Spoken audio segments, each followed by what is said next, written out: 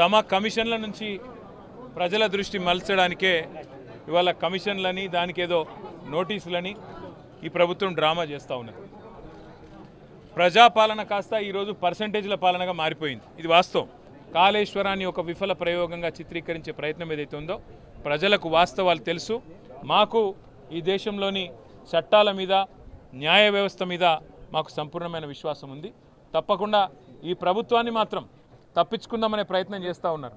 అంటే కమిషన్ల పేరిట, కాలయాపన పేరిట, కమిటీల పేరిట తామిచ్చిన 6 గ్యారంటీలు, 420 హామీలు, వాటిని ప్రజల దృష్టి వాటి నుంచి పక్కకు తీసుకుపోయే ప్రయత్నం ఏదైతే చేస్తున్నారో వదిలిపెట్టే సమస్య లేదు.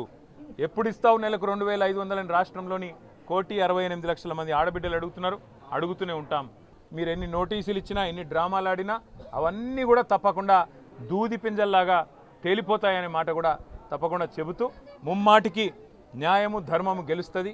ముమ్మాటికి తెలంగాణకు మేలు చేసిన వాళ్ళని ఆ దేవుడు కాపాడతాడు.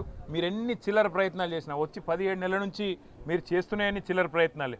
ఈ కమిషన్ అని, ఆ కమిషన్ అని, ఈ ఎంక్వైరీ అని, ఆ ఎంక్వైరీ అని. అందుకే నేను చెప్పేది, ఈ 3D మంత్రం ఎక్కువ రోజులు నడవదు.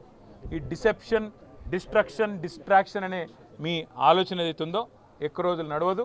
తప్పకుండా తెలంగాణ ప్రజలు తిరగబడే రోజు కూడా వస్తుంది. ముమ్మాటికి రేవంత్ రెడ్డి ప్రభుత్వానికి, స్కామ్ గ్రేస్ ప్రభుత్వానికి తప్పకుండా బుద్ధి చెప్తారనే మాట కూడా నేను తెలియజేస్తాను.